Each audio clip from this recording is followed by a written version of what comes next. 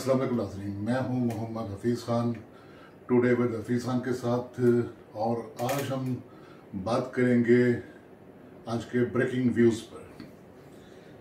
नाज़रीन, आपने कल वफाकी काबीना के इजलास के बारे में तो खबर सुनी होगी कि जिसमें रेप की सज़ा बढ़ाने और रेप के ऑफेंस को असर नौ डिफ़ाइन करने के बारे में 2 ऑर्डिनेंस लाने की बात की मंजूरी दी गई है।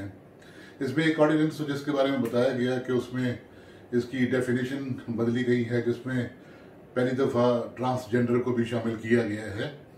हालांकि इससे पहले ट्रांसजेंडर का वाला जो मामला था वो सेक्शन 377 के तहत कवर किया जाता था, जिसमें गैर फितरी फेल के बारे में बात की जाती थी।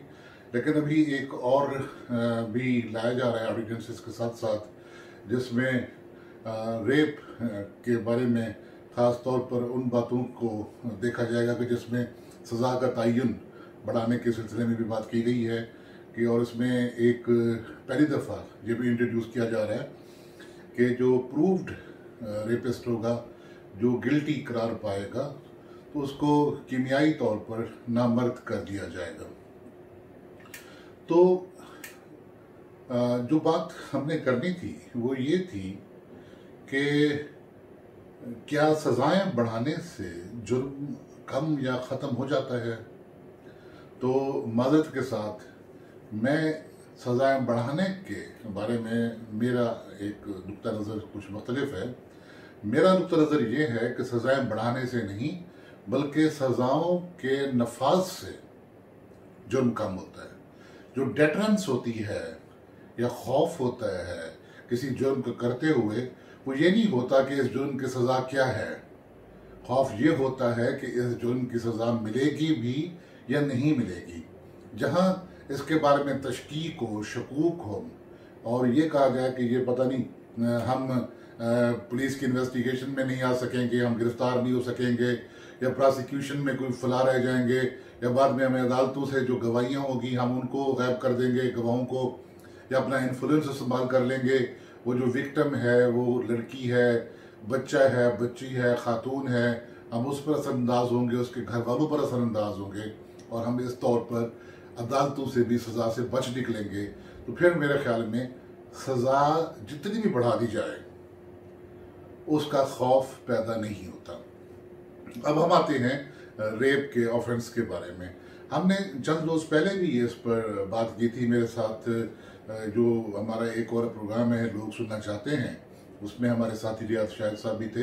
तो हमने ये बात की थी बच्चों के खिलाफ बढ़ते हुए जराइम की गैर फितरी फेल के बारे में थी। तो मैं अच्छी बात समझता हूँ कि अगर गवर्नमेंट ने इस बात का नोटिस लिया है, और नोटिस लेने के लिए जो अखबारों में आया है कि जो कराची में वाक़या हुआ, एक माँ और उसकी कमसिन बच्ची के साथ वैश्याना जो तर्ज अमल रखा गया, उस सिलसिले में ये काबीना को ख्याल आया कि ये इस किस्म के कवानीन बनाए जाएं। तो मैं समझता हूँ कि जुर्म कोई भी हो, लेकिन ख़ास तौर पर रेप के जुर्म से निमटने के लिए मेरा तजुर्बा जो कोर्ट में बैठकर 35 साल का, वो ये कहता है कि अगर आपने इससे निमटना है तो आपको 2 सतहों पर निमटना होगा। एक है समाजी सतह पर जिसमें अखलाकियात भी आ जाती हैं, और दूसरा है कानूनी सतह पर। समाजी सतह पर आप देखिए कि हमारी हालत कितनी दिगरगूं है।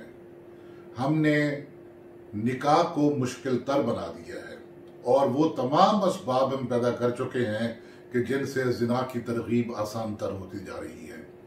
आप खुद देखिए कि शादियां पहले किस उम्र में होती थी, शादियों का स्पैन क्या था, और शादियों की तादाद कितनी होती थी, और ख़ास तौर पर बेवाओं से, और वो ख़वातीन जिनको तलाक हो जाती है बदकिस्मती से किसी वजह से, तो उसको बदकिस्मती समझने की बजाय बेवा और जो तलाक शुदा ख़वातीन हैं उनसे शादी का रुझान ये भी बढ़ना चाहिए, इसको इनकरेज करना चाहिए। ना कि हम चले जाएं सदियों और हज़ारों साल पहले के, जब ये एक लानत के तौर पर समझा जाता था कि बिला कसूर अगर किसी लड़की का कोई शौहर उसकी डेथ हो गई है या उसको तलाक हो गई है तो उस पर स्टिग्मा लगा दिया जाता था कि ये तो मनूस है, ये ख़राब है, इससे दूसरा निकाह होना मुमकिन ही नहीं है। इससे गुलो खलासी की ज़रूरत है। दूसरा, आपने समाजी तौर पर यह देखा होगा कि एक तरफ तो हम इस जुर्म को बुरा भला कहते हैं, दूसरी तरफ आप देखें कि हमारे मुल्क की दीवारें किस किस्म की वाल चाकिंग से भरी हुई हैं। लगता यूं है कि वो जो हकीम हैं और वो जो क्वैक्स हैं, मैं उनको हकीम नहीं कहता, वो अताई हैं, क्वैक्स हैं। कोई जो एक हकीम है जो सर्टिफाइड या क्वालिफाइड हकीम है, वो इस हरकत नहीं कर सकता। ये वो क्वैक्स हैं जिन्होंने पूरे कौम के नौजवानों को इस खौफ में मुब्तला कर रखा है कि वो मर्द ही नहीं रहे, और वॉल चेकिंग है। इसके अलावा आप देखिए कि वो अखबारात जो उनके सफ़े के सफ़े काले होते हैं, स्याह होते हैं, लोगों को ये समझाने में कि अखलाकियात क्या है और अखलाकियात कितनी बड़ी चीज़ है, लेकिन अगर आप उनके संडे एडिशन के जो आखिरी 15-16 सफ़े हैं वो उठाकर देखिए, वो सारे इन क्वैक लोगों के इसी नामर्दमी और मर्दमी के इश्तिहारों से भरे पड़े हैं, और उनमें स्टीरॉइड इस्तेमाल किए जाते हैं वक्ती फ़ायदे के लिए, और वो हज़ारों रुपए में बेचे जाते हैं नुस्खे। और उसके साथ आप देखते हैं कि वो जो जिन निकालने वाले हजरात और ख़वातीन, उनके भी इश्तिहार लगे होते हैं। और हम कहाँ लेकर जा रहे हैं? कभी ये इश्तिहार इन पर कोई कदगन लगी है? कभी किसी ने इन इश्तिहारात को चेक किया है? वज़ारत इत्तलात ने इन इश्तिहारात को चेक किया है? किसी और इदारे ने इन इश्तिहारात को चेक किया है कि इनमें कौन सा मवाद भरा होता है? कोई जी होश इन इश्तिहार को पढ़कर अगर अपने होश में रह जाए तो मैं उसको दाद दूंगा कुजा कि हमने वो नौजवान जो 6ठी, 7वीं, 8वीं, 9वीं, 10वीं जमात के पढ़ने वाले हैं, हमने ये इश्तिहार उनके लिए रख छोड़े हैं कि जो अपने जिस्म में फिजिकली तब्दीली की तरफ बढ़ रहे होते हैं, जब उनमें ये तब्दीली आ रही होती है, उस वक्त ज़रूरत होती है उन्हें गाइडेंस की, उन्हें समझाए जाने की। और वो अगर घरेलू सतह पर उनके वालिद साहब या बड़ा भाई उन्हें समझाए तो उनके पल्ले पड़ती है कि कुजा वो इन हकीमों के बीमार कर देने वाले, ज़हनी तौर पर बीमार कर देने वाले इश्तिहारों से कुछ सीखें। और यही जो क्वैक हैं, फिर अगर आप हमारे जितने ये FM चैनल्स हैं, आप उनकी नशरियात पे जाएं कि किस हिसाब से और उनमें किस कदर फहाशी होती है।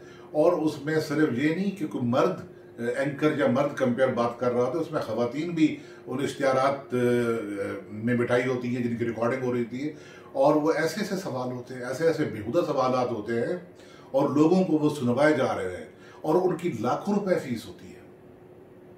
तो ये लाखों रुपए इन क्वैक्स के पास कहाँ से आते हैं? कभी किसी ने जो लारी अड्डे के अतराफ में फैले हुए, जनरल बस स्टैंड के अतराफ में फैले हुए, हर शहर के कूचा गली मोहल्ले और गांव फैले हुए इन क्वैक से किसी ने जाकर पूछा है, उनको पकड़ा है कि ये कौन से स्टीरॉइड है जिनको कुश्तों के नाम पर कुश्तों के पुश्ते लगाए जा रहे हैं और नौजवान नस्ल को बर्बाद किए चले जा रहे हैं। तो ये दो बातें हैं जिन्हें ये सजाएं बढ़ाने से पहले उनको अखलाकी सतह पर देखना जरूरी है। अब हम आते हैं सजाओं की तरफ, कानून की तरफ। होता यह है कि जब खुदा ना खास्ता इस किस्म का कोई वाकया हो जाता है तो सबसे पहले पुलिस आती है हमारे क्रिमिनल जस्टिस सिस्टम में, कि पुलिस ने उस मुलजिम को पकड़ना होता है, गिरफ्तार करना होता है।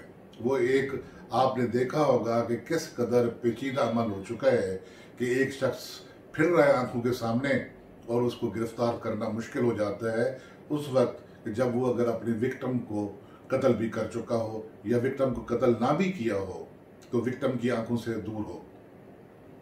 और अगर वो पकड़ा भी जाए तो आप देखिए कि जिस तरह हैज़र्डली हम ये मुकर्रर कर देते हैं चैलेंजेस कि जनाब टारगेट्स मुकर्रर कर देते हैं कि 72 घंटे में गिरफ्तारी होगी, 48 घंटे में गिरफ्तारी होगी, 24 घंटे में गिरफ्तारी होगी, सिर्फ सियासी और इंतजामी मफाद के लिए। ये नहीं होना चाहिए। वो जो इन्वेस्टिगेशन है उस इन्वेस्टिगेशन को चलना चाहिए अपने पेस पर, अपनी रफ्तार पर, कि जिसमें वो तमाम तर शहादतें जो नेचुरल या फितरी शहादतें वो आ सकें।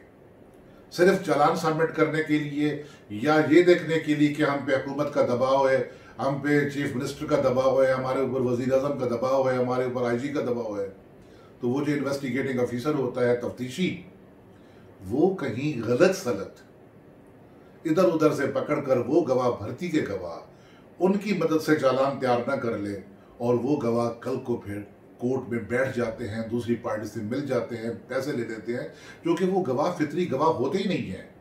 फितरी गवाह कहीं और बैठे होते हैं और एफआईआर दर्ज करते हुए और फिर इन्वेस्टिगेशन करते हुए सारे के सारे केस की नाश मार दी जाती है अगर आप पुलिस वालों को काम नहीं करने देंगे और पुलिस वालों के सर पे तलवार लटका के रखेंगे। पुलिस वालों को ऐसी सूरत हाल में अपना काम करने दीजिए। पुलिस वाले सारे खराब नहीं होते, उनमें अच्छे लोग भी हैं, उनमें काबिल लोग भी हैं। उन काबिल लोगों को अपना काम करने दीजिए। इसके बाद आती है प्रोसिक्यूशन, जिसे कहते हैं हम इस्तगासा। पूरा एक महकमा है हमारे यहाँ, प्रोसिक्यूशन डिपार्टमेंट है, कि जिन्होंने ये जो केस बनाया गया है इसको अदालत में साबित करना होता है। दूसरे मुल्कों में तो ये होता है कि जब पुलिस उनके पास चालान बना के ले जाती है प्रोसिक्यूशन के पास अप्रूवल के लिए, तो आधे से ज्यादा चालान वो उठा के फेंक देते हैं। वो प्रोसिक्यूशन वाले वो कहते हैं कि ये चालान आपने सही तैयार नहीं किया, इसमें गवाहों का वो मयार नहीं है जिन्हें हम कोर्ट में साबित कर सकें, इसमें फलां डॉक्यूमेंट रहता है, फलां दस्तावेज रहती है, फलां नक्शा मौका तैयार नहीं हुआ, फलां चीज नहीं है इसमें, वो जो सैंपल स्पेसिमन थे वो कहाँ हैं, वो आपने देर से नहीं भेजे, ताखीर से तो नहीं भेजे। ये सारी चीजें उसमें देखी जाती हैं। लेकिन फिर वहाँ प्रोसिक्यूशन पे भी प्रेशर होता है कि वो जल्द से जल्द चालान को कोर्ट में भिजवाएं और वो जो प्रेशर बना हुआ है सोसाइटी का, वो उस प्रेशर को ख़त्म किया जा सके। तो फिर क्या होता है कि वो जो चालान जिस तरह कच्चा पक्का बन के आता है हैज़र्डली, उस चालान को हमारी प्रोसिक्यूशन उस तरह देखती है और उसको ठप्पा लगाकर वो आगे कोर्ट में भिजवा दिए जाते हैं।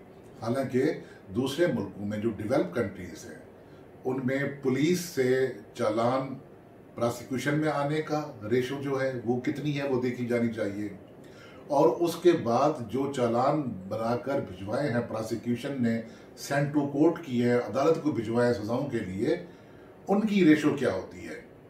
अगर वहां से 100 चालान चला है पुलिस के पास, एफआईआर दर्ज हुई है, तो कहीं 60-65 जाएंगे प्रोसिक्यूशन के पास, और जो प्रोसिक्यूशन के पास 60-65 जाएंगे उसकी छलनी से गुजरकर आधे के करीब जाएंगे फिर कोर्ट में, और फिर वहां 99% या 100% कन्विक्शन होती है, उनको सजाएं मिलती हैं। हमारे यहाँ जितनी एफआईआर दर्ज होती हैं कमोबेश उतने ही चालान बना के दे दिए जाते हैं प्रोसिक्यूशन को, और प्रोसिक्यूशन उठा के भिजवा देती है कोर्ट को। वहां पर वो गवाह नहीं होते, वहां उस मयार की एविडेंस नहीं होती कि जिससे कन्विक्शन हो सके। तो इस वजह से हमारा जो अदालतों में कन्विक्शन रेट है या मुलजमों को सजाएं देने की जो शरह है वो कम से कम होती चली जाती है।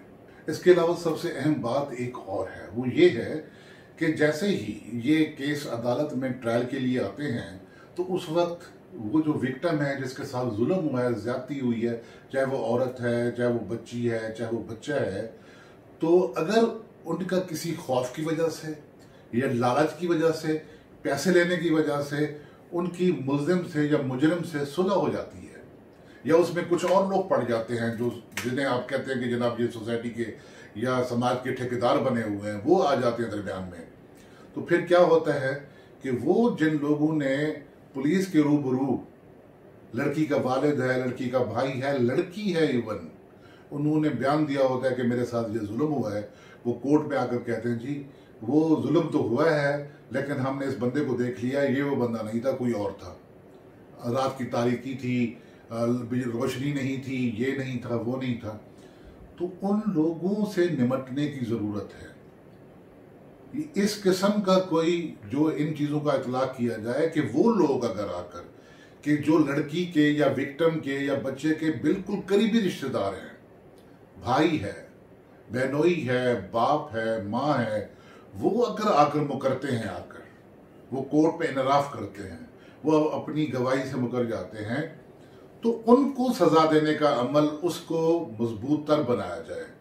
और ये जो किसी कहते हैं ना कि आउट ऑफ कोर्ट राजीनामे वाली टाइप के, हालांकि ये जुर्म नाकाबिले राजीनामा है, नॉन कंपाउंडेबल ऑफेंस है, लेकिन इस तरह गवाहों की जबान बंदी करके गवाहों को उनकी एविडेंस की नेचर तब्दील करवा कर तो उनको कह कलवा दिया जाता है कि जनाब ये तो बाहर राजीनामा हो गया, जनाब आप भी मेहरबानी करें, कोर्ट में बैठे हो जज से कहते हैं, और इस तरीके से वो खूने खाक नशीना था, रिज़्क़ खाक हुआ वाली बात हो जाती है। तो मेरी गुजारिश ये है कि सज़ाएं बेशक बढ़ाइए, लेकिन एक तो जो प्रोसीजर है उसको बेहतर बनाइए। हमारे यहाँ होता क्या है कि डेफिनेशंस नई नई बन जाती हैं।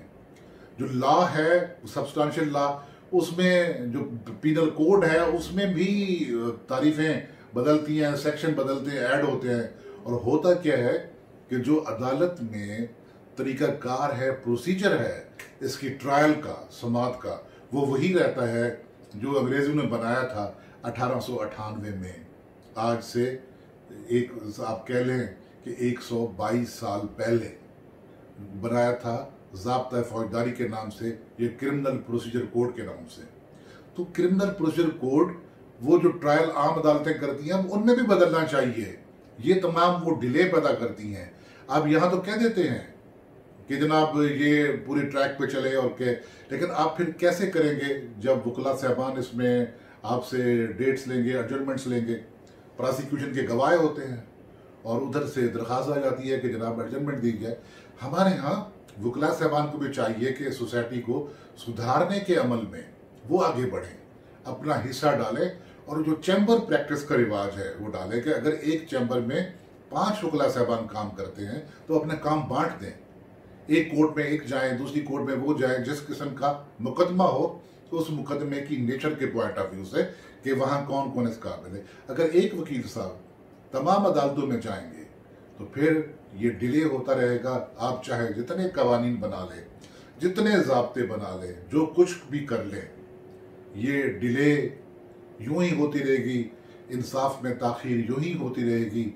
और फिर जब केस लंबे हो जाते हैं तो फिर वो जो विक्टिम धक्के खाता रहता है अदालतों के, वो जिनके साथ जुल्म हुआ है वो धक्के खाते रहते हैं, तो अल्टीमेटली वो भी एक सतह पे आकर, एक हद पे आकर वो भी मजबूर हो जाते हैं। तो सज़ाएं बढ़ाने से मैं ये समझता हूँ कि जुर्म ख़त्म नहीं होता। जुर्म ख़त्म होता है, जुर्म उस तरह ख़त्म होता है कि अगर आप उनके सज़ाओं को नफाज को यकीनी बनाएंगे। वो जो पीछे माहौल है, जो सूरत हाल बनी, जिसका मैंने आपसे जिक्र किया कि वो नौजवान हैं, उनके अंदर एनर्जी है, और आप उनको एनर्जी को सटी वो और मज़ीद वो कर रहे हैं, आग दिखा रहे हैं। यकीमों के इश्तिहार, ये FM पे चलने वाले इश्तिहार, ये इनसे बचाइए, उनको इन पर लागू कीजिए, सख्ती कीजिए कि इस किस्म की कोई यावा गोई या इस किस्म की बेहुदा चीज़ें बच्चों के कानों तक, जो नौजवान हैं उनके कानों तक नहीं पहुंचना चाहिए। और साथ ही साथ निकाह को आसान कीजिए कि लोग निकाह की तरफ जाएं, इस जुल्म और ज़्यादती की तरफ ना जाएं। तो इस तरीके से ये सुधरेगा जब मामला, समाज सुधरेगा और कानून सुधरेगा, ज़ाब्ते-कार सुधरेगा।